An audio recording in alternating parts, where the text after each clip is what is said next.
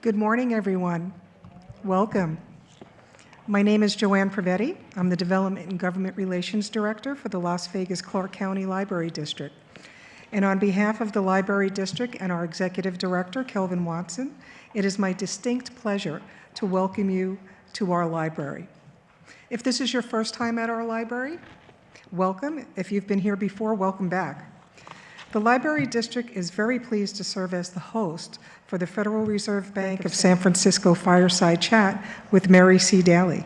I want to thank Ms. Daly, CEO and President of the Federal Reserve Bank, Ms. Kiana Charles, Vice President and Regional Executive of the Los Angeles branch of the Federal Reserve Bank, and also Ms. Deborah Campbell, Nevada Regional Executive Officer for the Federal Reserve Bank for San Francisco, for bringing this important event here to the Library District. The library is proud to be able to provide a wide range of programs for our community, and we have programs that focus on adult education, on youth education. We serve nutritious meals to youth that come into our library. We also feed seniors in many of the programs that we have. We also have a program called Free to Be Connected, where we partnered with the federal government and received $3.8 million from the Biden-Harris initiative for Internet for All, where we provide free internet services to the community. We have book vending machines at the Boulevard Mall through a partnership with the Las Vegas Latin Chamber of Commerce, and we also have a book vending machine over at the hospital, at Sunrise Children's Hospital. And one last thing I wanted to touch on about what libraries do is that we now have family libraries located in the Hope for Prisoners headquarters at the Casa Grande Transitional Housing Center. We service formerly incarcerated persons and help transform their lives to get them back into the workforce. So we are so proud to have everyone here today. I was excited to share some of our programs. Welcome Ms. Daly and her team, and it is my pleasure to introduce to you Ms. Deborah Campbell. Thank you.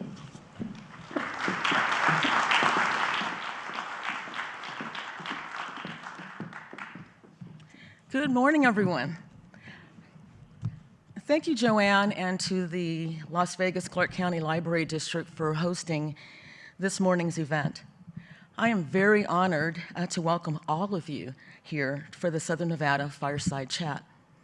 I'm Deborah Campbell, as Joanne said, and I serve as the Regional Engagement Officer for Southern Nevada at the Federal Reserve Bank of San Francisco.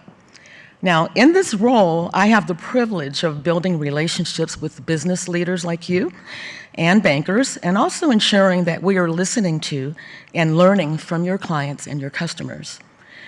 As someone who's lived and built careers here in Southern Nevada since 1981, I'm dating myself, as a former television journalist, nonprofit executive, business owner, and most recently honored to join the team of dedicated public service professionals at the Federal Reserve Bank, I'm so happy to see many familiar faces here this morning.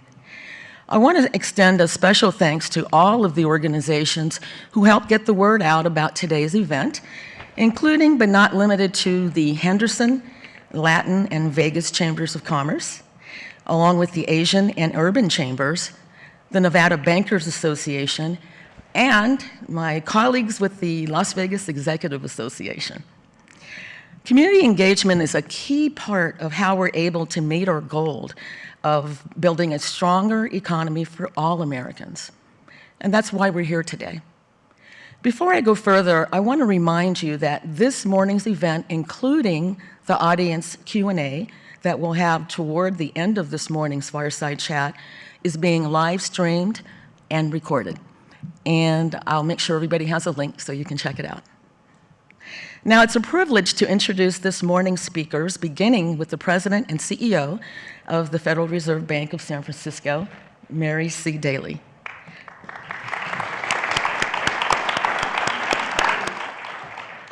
President Daly is currently a voting member of the Federal Open Market Committee, the monetary policy-making body of the Federal Reserve System. Mary assumed leadership of the San Francisco Federal Reserve in October of 2018, building on a distinguished career at the bank that began in 1996. Starting as an economist specializing in labor market dynamics and economic inequality, she has since served as a research advisor, vice president and head of macroeconomics, senior vice president and assistant director of research, and the executive vice president and director of research. Now, as president and CEO of the San Francisco Federal Reserve, through her speeches and public commentary, she helps demystify key issues faced by monetary policy makers, including topics such as inflation dynamics, financial stability, and the relationship between monetary policy and inequality. She's a leader who keenly understands the importance of engaging with our communities. As President Daly said in an event earlier this year, the economy is about people, and you have to be out talking with people. And talking about connecting with people, Mary is a warm and engaging leader who I personally experienced her very warm and generous hugs when I visit the head office in San Francisco. Now, joining President Daly as moderator of this morning's Southern Nevada Fireside Chat is Amber Dixon. Amber is a regional Edward R. Murrow and Emmy Award winner and a veteran journalist with more than a decade of news reporting and anchoring experience. Amber is currently the host of Nevada Week at Vegas PBS, a public affairs program that provides insight into the most current and critical issues facing Nevada. She was previously a reporter and sports anchor at KSNV News 3 here in Las Vegas, and has also served as a reporter in South Africa, in Corpus Christi, and the Rio Grande Valley in Texas. Amber is also a new mom, and as a viewer of Nevada Week, I was recently just blown away watching her and her guests multitasking. So please join me to welcome President Daly and Amber Dixon. Thank you, Deborah. And the show that Deborah was talking about, the Nevada Week, was because of State Senate Majority Leader Nicole Cannizzaro. She had a baby during the past legislative session. 5 days later, returned to the Senate floor with her baby in tow. So I tried to work like she did with both of our babies, interviewing her. It made for good TV with both babies, but we are here to talk about good monetary policy. And President Daly, that is what you are responsible for helping to make, especially this year as you are a voting member of the Federal Open Market Committee. For those who do not know, what does that mean and the responsibilities associated with it? What do they mean to you? Sure, absolutely. It's a terrific way to get started. So if you don't have a lot of familiarity with what a president of the Federal Reserve Bank does, and this is a question I get regularly, you know, we have three core responsibilities. Monetary policy is one of them. It's a critical component, but also sound and stable payment system, how we pay each other and have transactions from businesses to people and people to people. And the third is financial stability, a safe and sound financial system. So in the FOMC, I'm directly related to the monetary policy, and it gets a lot of attention when people roll off and roll on as voters, but the job is the same whether you're a voter or not. And that's something I try to tell people in all the times that I meet with them, is that really what we do is each reserve bank, there's 12 reserve banks in the United States, and then we go and meet with the Board of Governors. There's 19 of us all together when we get together, and we are all discussing, debating, and thinking hard about how to make the best policy for the American people. And in our mind, we always have that our work, everything we do, is in service to the American people. So as a voting member, I treat my work exactly the same as I treat it when I'm not a voting member. I still go to all the meetings, I do the work, I work and discuss with my colleagues, and I do the very best I can and we can collectively to make the right policy decision for the economy with our congressionally mandated goals of full employment and price stability. Okay, but you are a voting member. But I am a voting member, and everybody gets excited. Of the FOMC. GONC, which just a couple of weeks ago voted not to cut interest rates, That's but right. to maintain them at their current level. Where did you stand on that decision? I thought that was a really good decision. I support that decision. That was how I came in thinking and how I left thinking, that we should hold interest rates where they are. Now, the question would be why? Why is that? Why are they good? Well, you know, as you remember from the previous 2 years, we've been moving interest rates up to get them into a place where they would be sufficiently restrictive. And that means having enough bridle on the economy that we could bring inflation down. So at this point, we're to that level. And now it's about seeing how much more we need to go and how long we need to leave them high before we can start loosening the reins again. At this point, the economy and policy are in a good place. Inflation is coming down, but it's slow. It's bumpy and slow. The labor market is still going strong, and growth is going strong. So there's really no urgency to adjust the rate. We need to be sufficiently confident that we're on the right path of rebalancing the economy and bringing inflation down to 2% before we make those types of adjustments. So standing pat, as we sometimes call it, is the right policy for the moment. What would you say, though, to people here in Southern Nevada who are perhaps waiting on interest rates to be lowered in order to buy a home, to refinance, or to even put their home up for sale, thinking it'll make their home more competitive, about the Fed's decision not to cut rates? So that's a terrific question. And you know, I want to answer this in two parts. So the first part is that we are making progress. All the interest rate adjustments we've made have shown through to lower inflation than we had a year ago. We have an economy that's coming back into balance. The labor market's coming back into balance, both because demand for workers has slowed, but also because supply of workers has improved. And so we're seeing the signs that monetary policy is working, and that's very good news as we think about where's the path of interest rates going forward. The second thing I'll say, though, is that you know, we're in a world that was completely unsustainable. We were in a world where house price appreciation was rising, and people couldn't afford homes then either. So what we're doing, the part of our job that we do in the housing market is to balance the economy so that we don't have inflation chewing up affordability, but we do have a supply and demand imbalance in our nation, and that's not just here in Southern Nevada, it's across the country, and that is going to take the work of people, not Federal Reserve officials, but people to bring that supply and demand back into balance. But if you're looking to think about when am I going to be able to get back in the market, you know, the economy is improving, we are seeing inflation come down, albeit gradually, and there is a path in my mind where interest rates start to adjust this year. We're just not there yet. What's the risk of cutting interest rates too soon? The risk of cutting interest rates too soon is a real risk.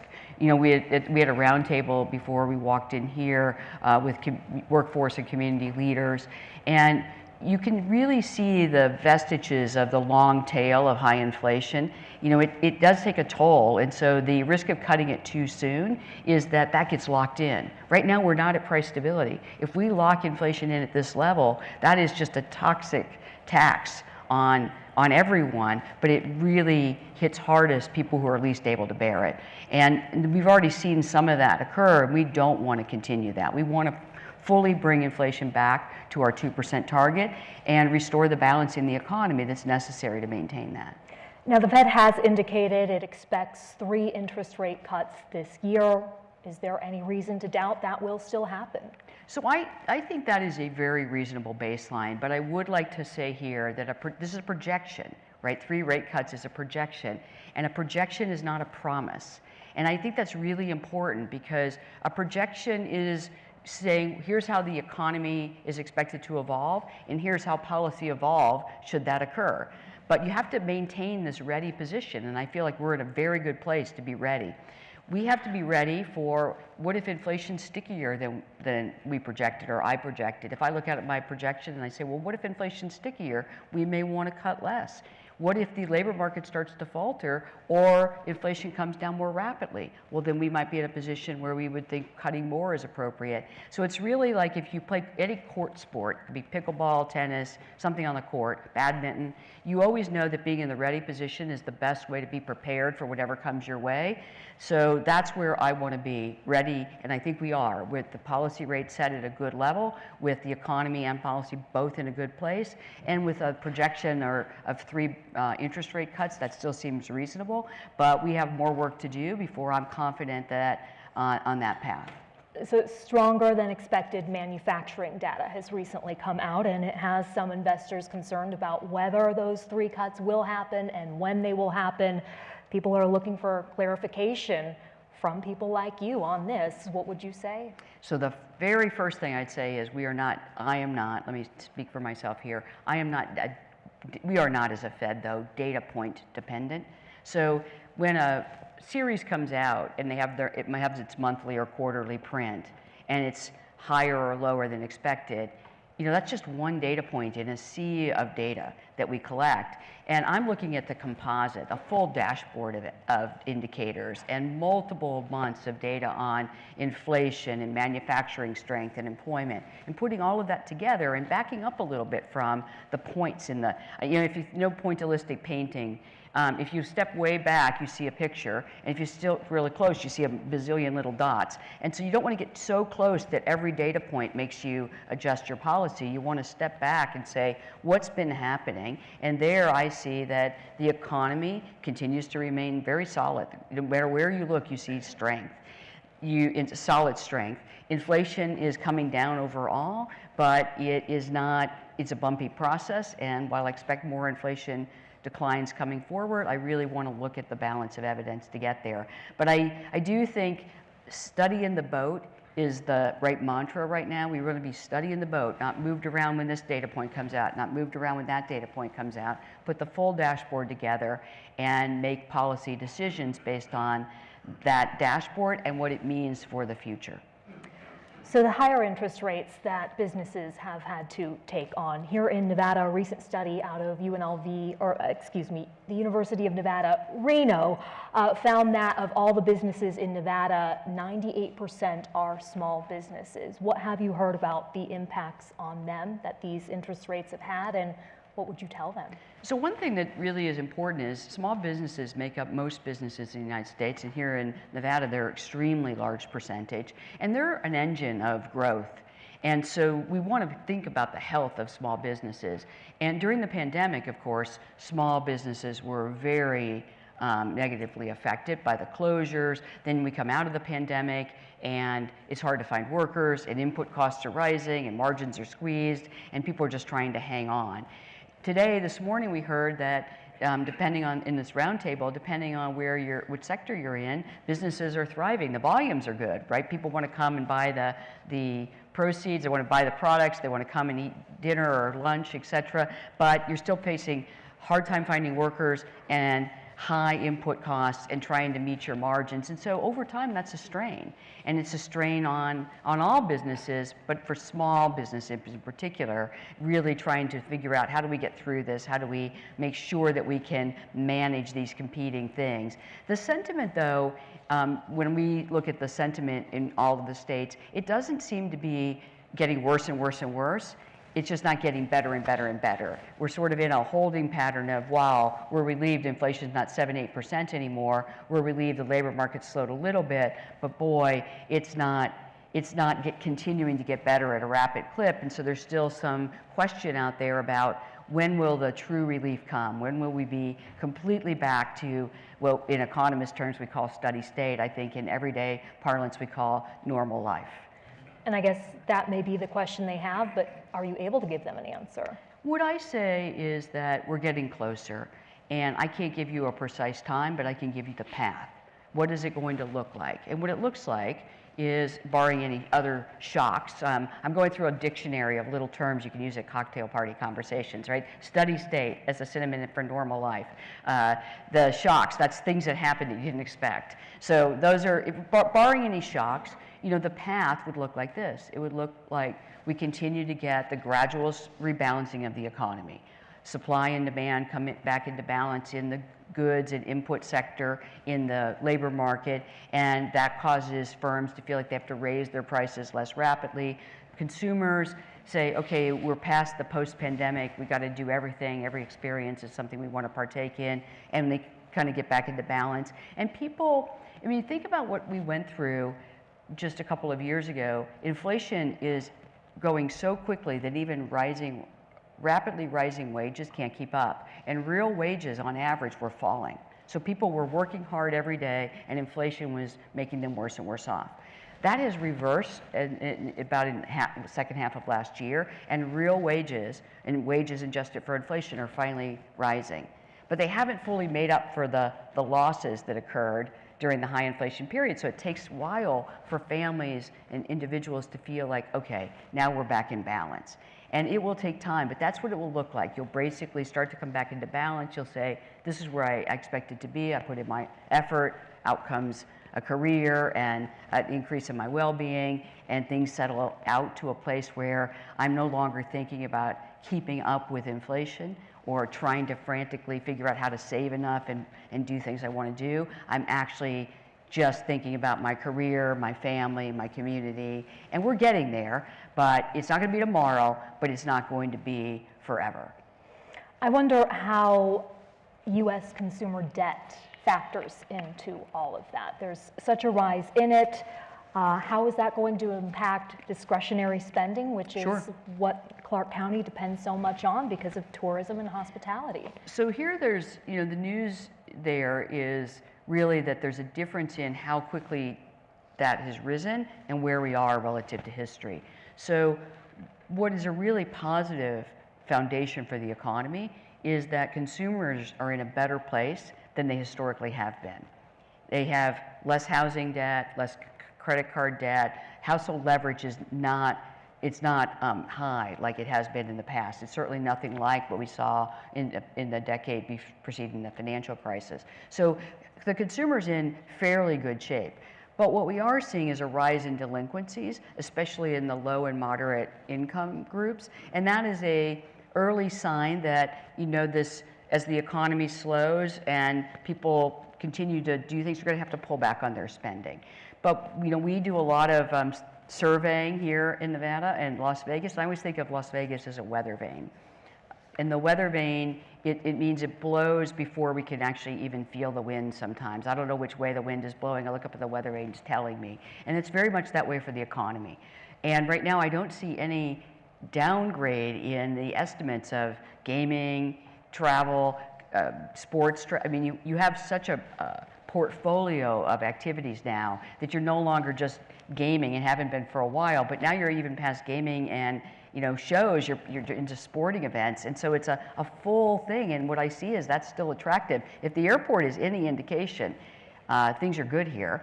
And as a weather vane, I would start to see that fall before I would think that consumer spending is on a road of a broader pullback.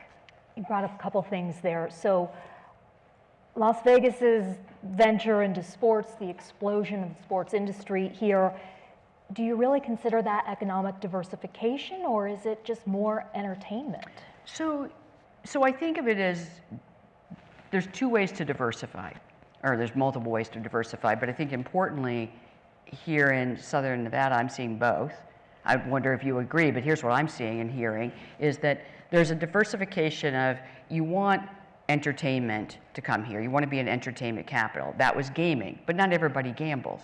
So, okay, now we're going to add shows and nice restaurants. And so that expands the clientele, but it also expands the length of stay because, families might come, some gamble, some see shows, they do things collectively. Now you add sports, and you're covering a portfolio that most American consumers partake in. If you put concerts, other kinds of shows, gambling, and sports, that covers a lot. Plus, it's a beautiful area. You can hike and bike and partake in good weather. Then that's a really large span. So that's one type of diversification, but it's very consumer dependent. And so that way it's monolined. It's not as diverse. But then we had in our discussion this morning, one of the things I do when I come visit locations in the 12th district is I always make sure I have roundtables where I talked to leaders who are in different areas, and it's very informative, because today I heard about workforce development and the burgeoning industry of light manufacturing in Southern Nevada.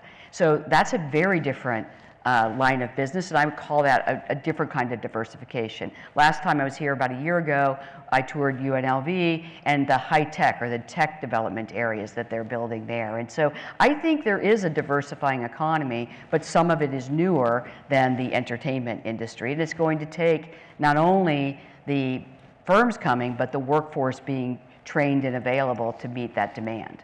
Are you able to share what stood out to you from that roundtable? 3 things stood out for me. So I'll mention them. The first, and I closed our conversation this way. When I came last year, and wherever I toured in the United States or in the 12th District, and I have 9 states in the western United States, and the Hawaii and Alaska, the Intermountain region, and the coastal states. And last year, I heard 3 things: inflation, inflation, inflation. That's all I heard. This year, and it started to happen in about the 4th quarter of 2023, I'm hearing, and I heard it today in the roundtable, let's roll up our sleeves and talk about other issues. The lack of available and affordable housing, the lack of workforce training matching with the jobs that we have, and how do we do that better? How do we ensure that we have a virtuous cycle in our communities so people want to learn, grow, and participate in their community, firms want to come, we have workers available, and we have that virtuous cycle coming out of it. I also heard that it's not simply the post-pandemic recovery. It's really that we had some problems going in. They might have been amplified by the pandemic, likely were. Then they were amplified by high inflation, so we got to roll up our sleeves twice and really get busy. And I think of that as a positive development, that we can go back to the work that we've always had, that we put aside because we were fighting a pandemic and we were fighting high inflation, and now communities can revisit these important issues that are the foundation. So that's another takeaway I had. It's not just inflation, inflation, inflation. It's inflation and community and future oriented, so that's terrific. I heard about light manufacturing and the diversification past the entertainment area. And then I also heard this idea that people are joining together. In the roundtable, there are people obviously who know each other, but they don't work. There's some in banking, some in workforce development, some in government partnerships and capital, and they're coming together to say, how can we make this better?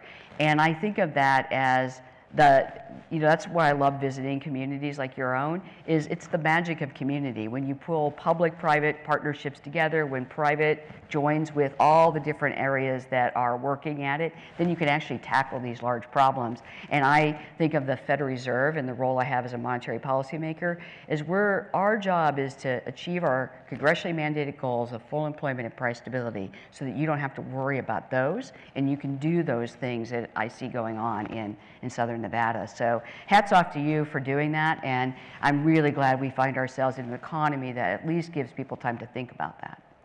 Inflation, inflation, inflation is what you said you were thinking about. Exactly. Back when you visited. I think it was all anyone was thinking about. 2022.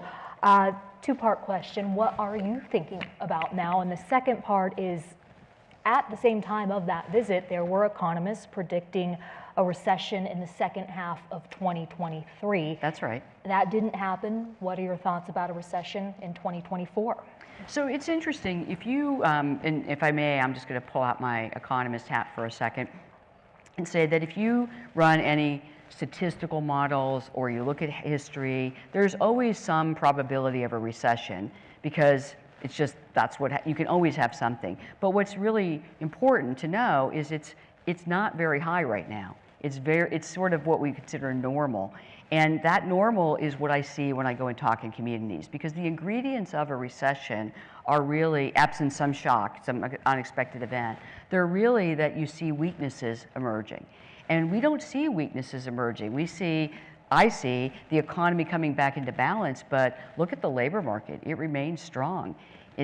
We have good job growth. We have opportunities. Job vacancies are still higher than available workers. So there's still more jobs than there are workers looking for work.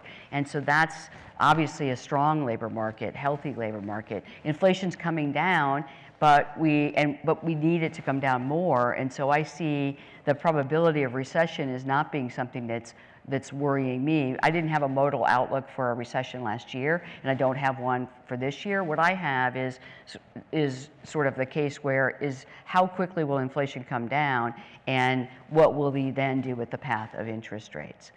And so then inflation now top of mind? I think, and this is a really good opportunity to bring back the dual mandate. So last year, from policymaker perspective, it was inflation.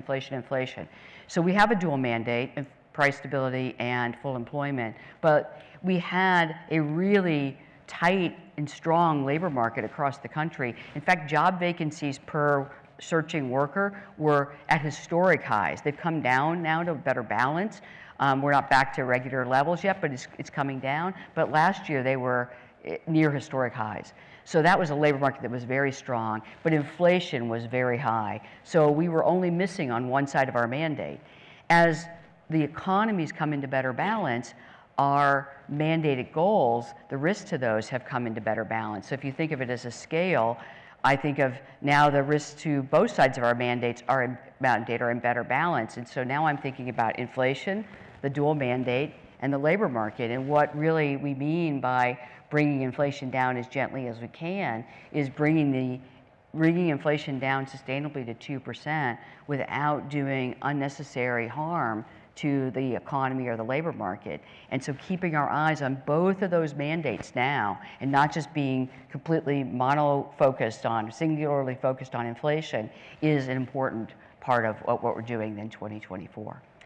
Help us understand this. Back in 2023, Nevada had the highest job growth in the country, but also the highest unemployment rate. How does that make sense? So that's a terrific question, and it really, here I will use a little bit of my history of being, I'm a labor economist by training, and also what I heard today. You should come to one of these roundtables. It's extremely, I asked if I could come to the next one. It's extremely useful, and this is how we do our work. In order to do our work well, if I can can I digress for 1 second? Of course. Okay, so we have to have a three-legged stool of how we do our monetary policy work to do it well.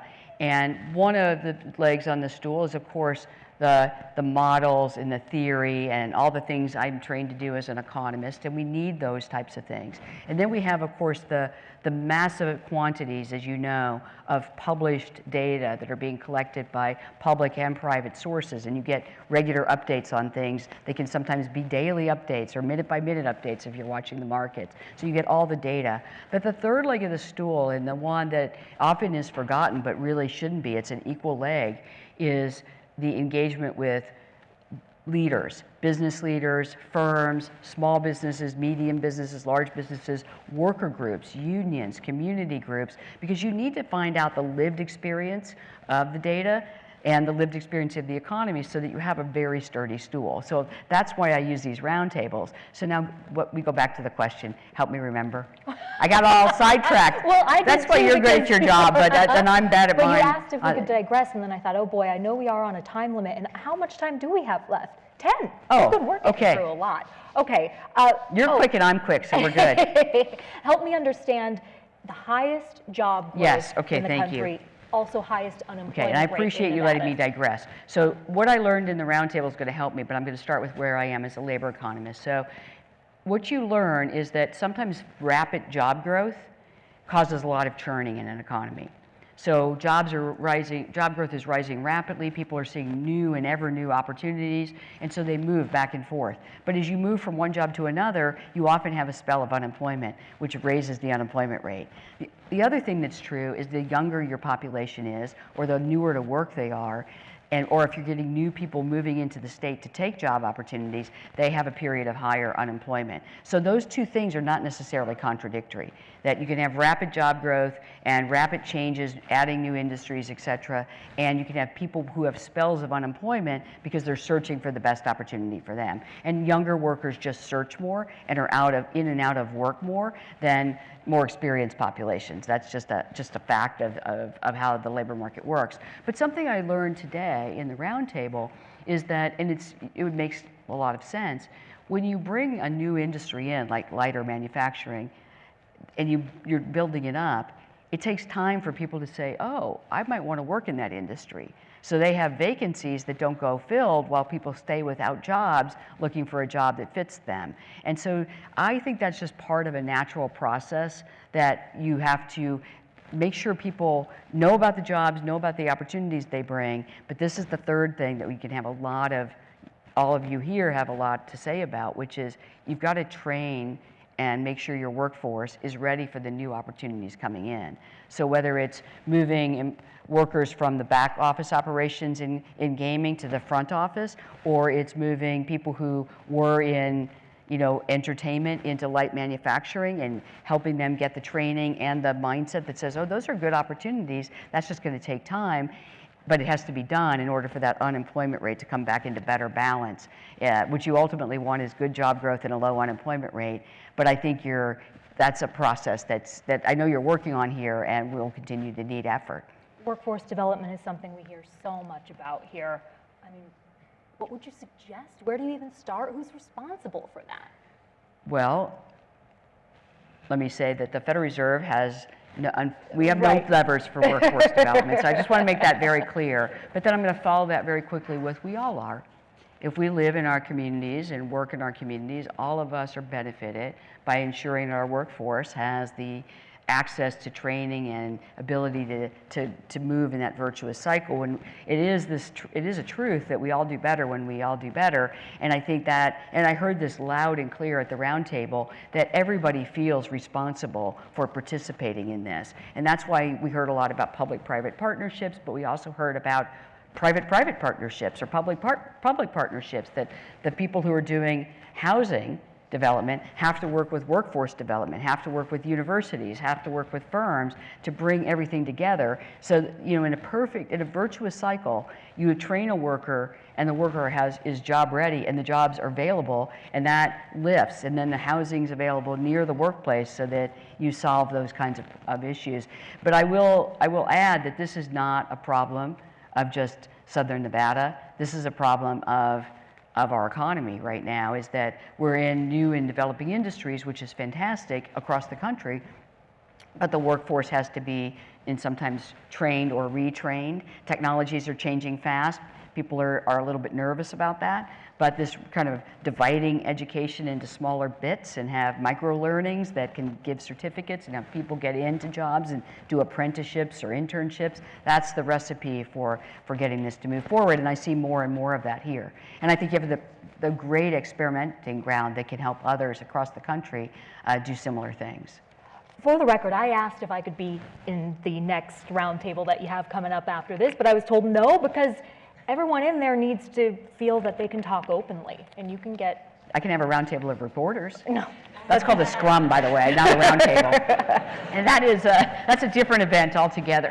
So, but on that point, you have talked about... It's an occupational hazard for you, but you don't get invited.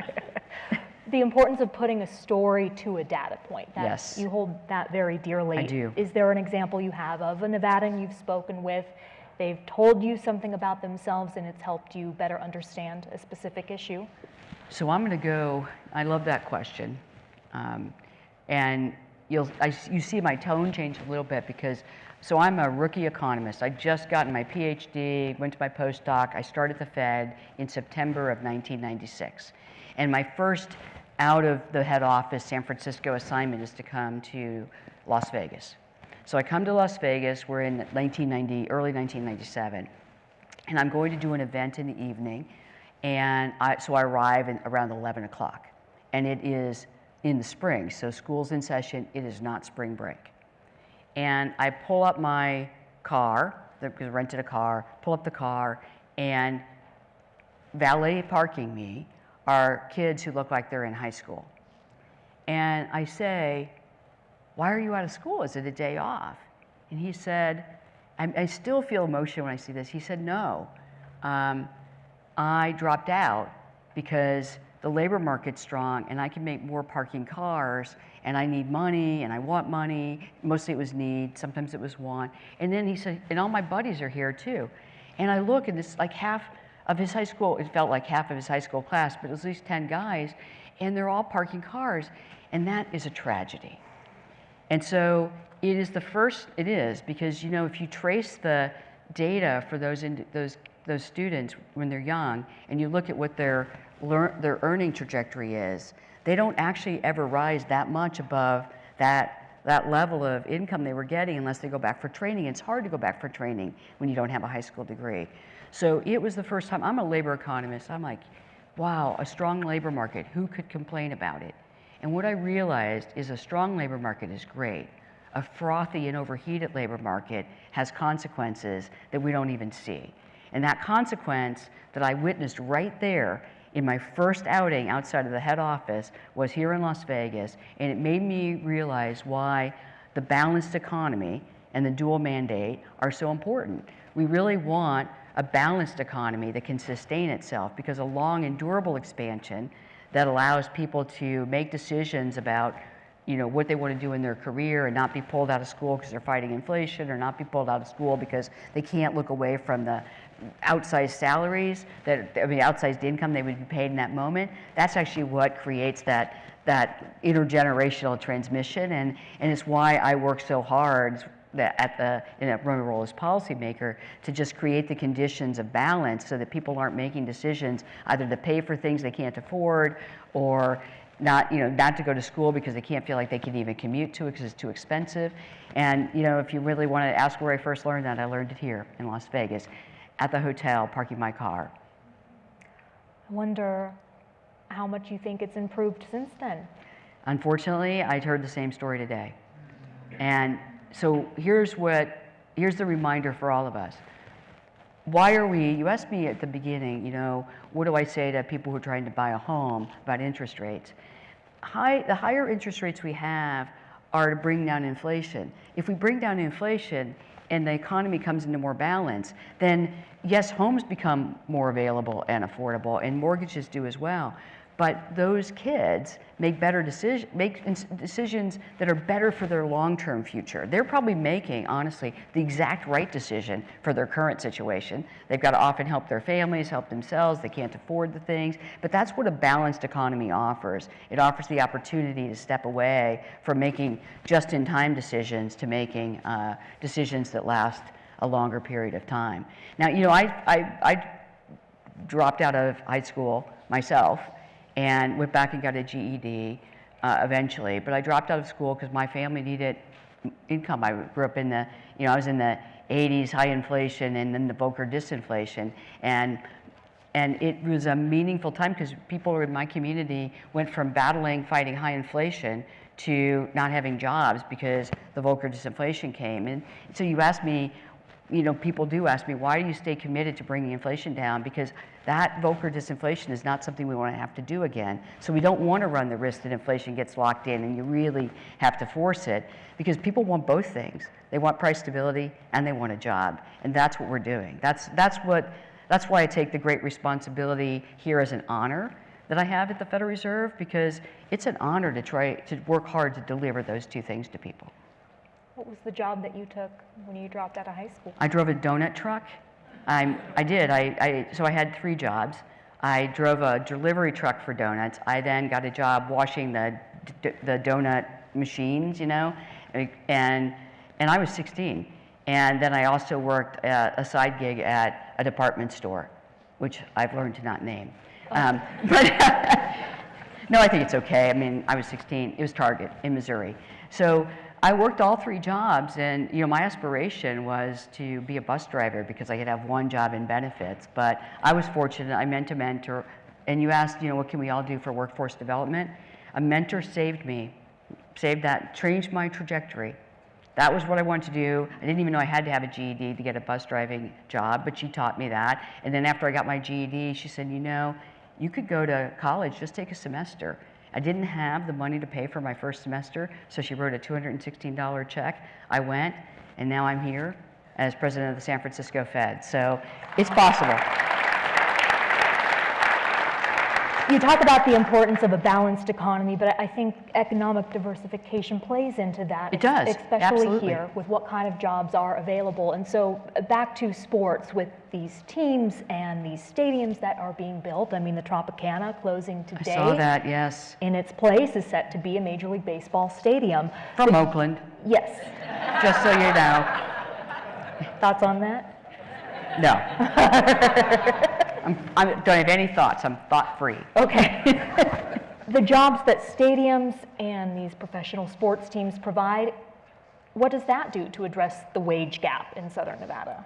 So it's hard to say, right? And what we've learned from here as an economist, and this is, the Federal Reserve doesn't play a role in this, but as an economist, you can see that how sports affects the community matters as the community invests in all the wraparound services. If you're just looking for the construction of the stadium and then the vendors at the stadium, that's not the kind of job machine that I think people expect when you think of a major stadium. But I think of Las Vegas as doing something quite different than that.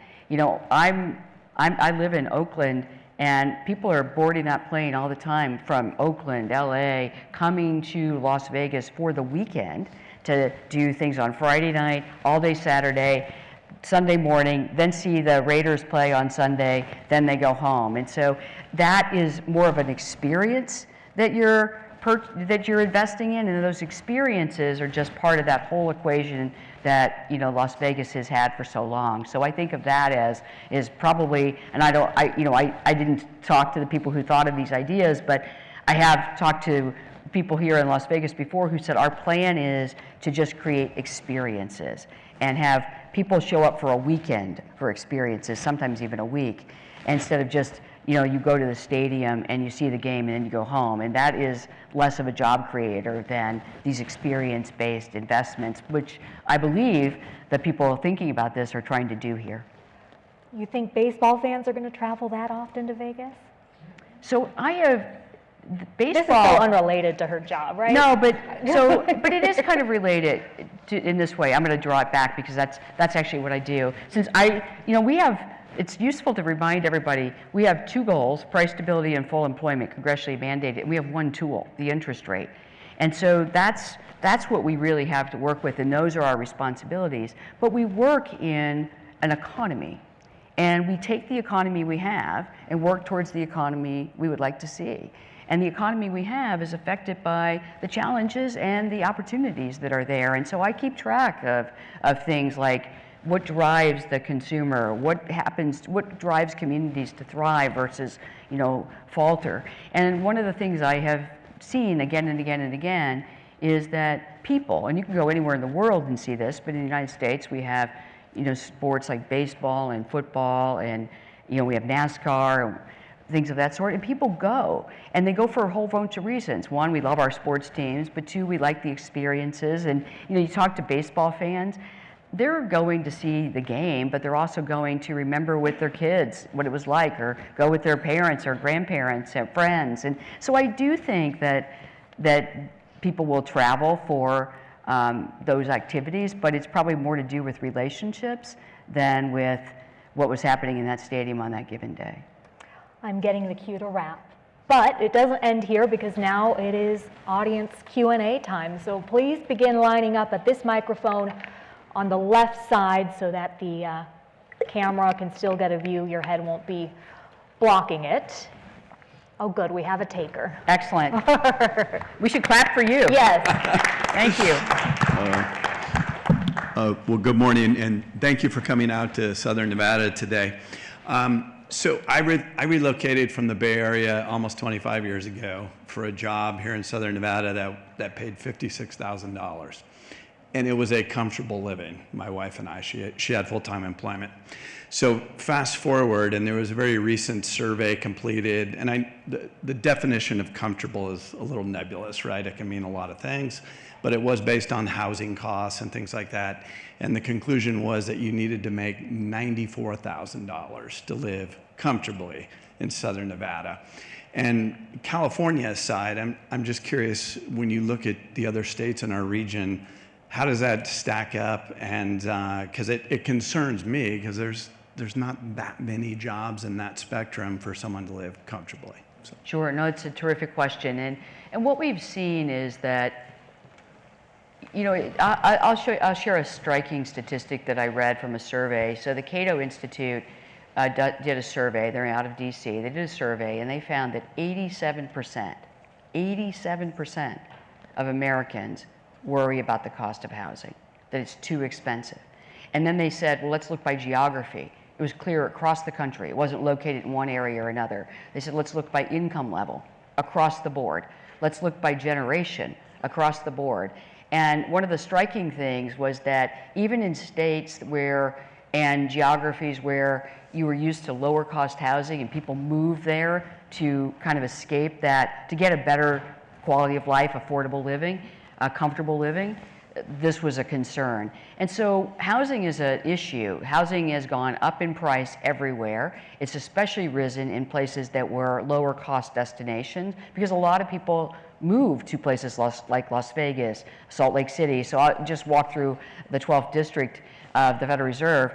We have Arizona, Nevada, Utah, Idaho. Those states are destination states, and cities like Salt Lake, Boise, Idaho, Las Vegas, Reno, Phoenix, Tucson, destination cities for people who were looking for a more comfortable living. But when a lot of people come in looking for a comfortable living, the living gets less comfortable because a lot of people are moving in, the house prices are rising.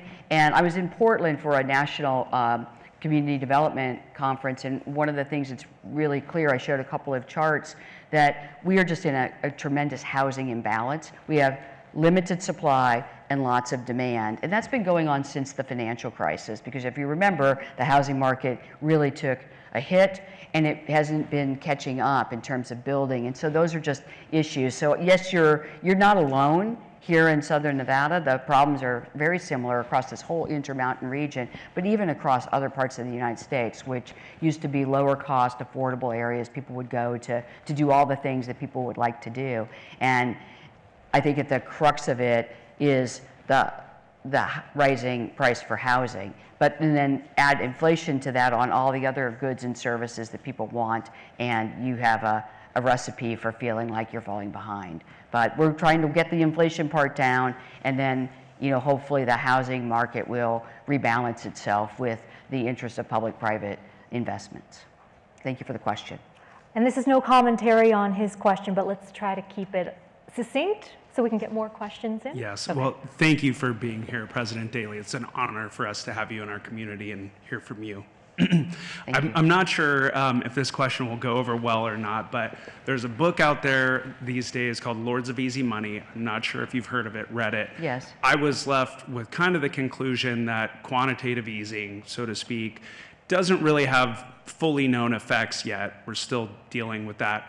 Curious, with the result of inflation and everything that we've gone through, what do you feel like is the macro impact of that, and are there any potential, problems ahead for us related to that? Sure. Thank and you. So for those of you who haven't read the book or don't keep up on all the terminology for the Fed's tools, let me just walk through the Federal Reserve's tool or the FOMC's tools. So we have, I said we have one tool, the interest rate. But the interest rate, we raise the Fed funds rate, we make that announcement, everybody pays a lot of attention to about what we're going to do with our interest rate policy, and that immediately affects like the mortgage interest rate, your credit card rates, etc. The second tool we have is what we call forward guidance, and you hear that as what is the Fed telling us they're going to do next. So you said in our projections, we had said 3 rate cuts would be likely. The median of the summary of economic projections for March said 3 rate cuts would be likely this year. That is a type of forward guidance. It's another tool because we say, here's what we've got the interest rate on now, but here's where we think the interest rate is likely to be headed. Remember, it's a projection, not a promise. The third tool in our toolkit, because we have the least history with it and we have the least information about its effects, to your point, is what we call quantitative easing, quantitative tightening. That is when we run out of room because we've hit the zero lower bound. We can't lower interest rates and make them negative. We can't charge you to put your money in the bank. Well, we haven't. We could, but we have not. Then we have to do something else to give the economy some boost. And so we buy assets, we have a balance sheet, we expand the balance sheet. And it is true that we have less information about how that works than the other two tools, and we have to learn more as we go. But I think of that as our third best tool, and one that we're in and out of fairly quickly. So when you trace it, when you ask, did the balance sheet policy cause high inflation? My answer is no. What contributed to high inflation is the post-pandemic recovery in demand was extremely strong. The post-pandemic recovery of supply was extremely weak. And you got this supply-demand imbalance that was very large, and then our policy was adjusting, but we didn't adjust as quickly as I think in retrospect I would have liked, and we ended up a little bit behind on the inflation fight, but we raised interest rates aggressively, and now inflation's on the downward trend. So I wouldn't really say that's about quantitative easing. I'd say that's the third tool in our toolkit, and really where I'd like us to stay focused is on the stance of monetary policy, and then working with the economy we have and learning from that. I'm learning a lot from this past episode, but it's a lot about how do we respond more quickly, and what do we do, and how do we do it, and so far I think we're on a good campaign to get inflation down. Well, first of all, thank you so much for being here, Madam President. My name is Tuan Pham, representing the Asian Chamber of Commerce, along with my colleagues here in the back, Anna and Amanda. One of the challenges that we have here in Las Vegas is we representing the Asian community. We have about 12% of populations here in Nevada, and quite a few, several thousand of small business here in Las Vegas. The challenge that we have is that when we deliver all of the news or any assistance that providing to the small businesses, English is not their first languages. So basically, we have to try to find out and how to deliver those information to the small business so they can using that and help their business. One of the things that you mentioned earlier, that everything, the policy of the Federal Reserve is, a tool for small business to using and to help their business. Is there any policy in the future or any things in your agenda to help to deliver those policy to the non-English spoken people? Thank you so much. So that's a good question. If I understood it correctly, I want to make sure I understood the question. So when we announce our policy decisions, are we going to have any ability to translate them into a variety of languages? So right now what's happening is people are doing that and putting that into words that, for the people who are on our boards and councils or people we work with are going back to their communities and putting it in languages so others can understand. If that was the question, I think that's going on. But we don't have anything on our website yet that has all the different languages. We have done some in Spanish, since that's a predominant second language in the 12th district. But there's more work to do on that front. The other thing I will say, though, is one of the goals here is to ensure you go back to your communities and say that the Federal Reserve cares about every American and countless global citizens. Our work serves everyone. And no matter where you are, when we don't directly touch you, we are actually doing things on your behalf. And I just want people to know that. First of all, congratulations to the Fed. The historic recession that did not happen. That there were a million ways that it could have happened and did not happen. Secondly, has there been discussion over the years that 2%, this target, was perhaps too low? Irrespective of everything that's happened, wasn't there a great deal of discussion that the 2% was too low as a target? So, in my history since 1996 working at the Fed, we've had a variety of discussions over time, even when I was not a policymaker, about what's the right level of inflation. 2% is generally considered across the globe a reasonable number. Here's why. We don't measure inflation perfectly, and you don't want inflation too low. Someone asked me, why don't we set it at 1 or a half or 1.5? And we need a little bit of a buffer because we don't want to fall into sadly, the situation Japan got in, where they couldn't even, disinflation rather, is just as bad as inflation. It's really challenging for the economy. But on the other side, we don't move the target. Talking about moving the goalposts when you're not achieving them is actually not helpful, because our credibility is our most important tool. One of the things that really helps Americans feel reassured is that when we say 2, we mean 2. And we've always talked about a range of inflation as possible, but some people would want it to be 1, some people might want it to be 3. 2 is a nice middle number that says we don't want it to be too low, we don't want it to be too high. What's really important is that people believe in the number we've chosen, and that's, you'll hear me repeatedly say, we're resolute and committed to restoring price stability as we currently define it, which is 2% inflation. And that doesn't mean we will never talk about something, but it's not on the table now. Thank you for being here, and certainly appreciate your people-focused policy view.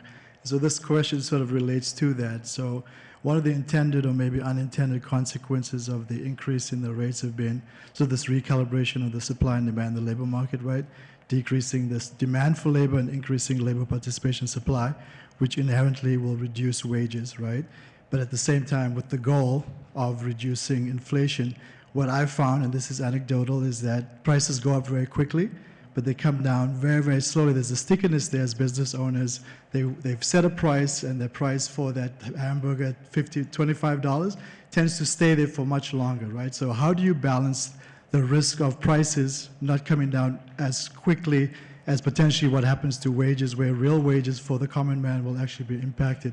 Yes, that's a terrific question. And so let me just say this as quickly as I can. So in general, historically, here's how the economy works. As you said it very well, in a period of inflation, prices rise rapidly, but then we're controlling inflation at the Fed. That's what our job is, inflation. But that doesn't mean, my metric here is eggs. So because eggs are something everybody uses, and for some families they're a staple, and they're a semblance of, in some cultures, of this is when, if I don't have eggs, that's a really bad sign. So eggs have stopped rising as rapidly, but they're still higher than they were prior to the pandemic. And that takes a long time, and they may never come back down to the pre-pandemic prices. That depends on a lot of things. But in all goods and services, what tends to happen is prices rise and then they stop growing. That's because inflation goes back down to price stability. Wages, on the other hand, real wages fell, and then they don't catch up very rapidly. They don't catch up overnight. So now they're rising, real wages are rising, but it takes a couple of years when inflation's not going up as fast, but real wages are rising, because wages are still growing, but they're growing faster than inflation, for people to recover what was in fact lost during the imbalances. And so that is how it works. So then what does that mean for policymaking, in my judgment? That means it's really incumbent on us to try everything within our power to create a durable expansion. Because if we had had a recession, sure, inflation will come down more rapidly, but jobs will be lost. And we'll be stuck in that world where people have got lower inflation, but they also have no job.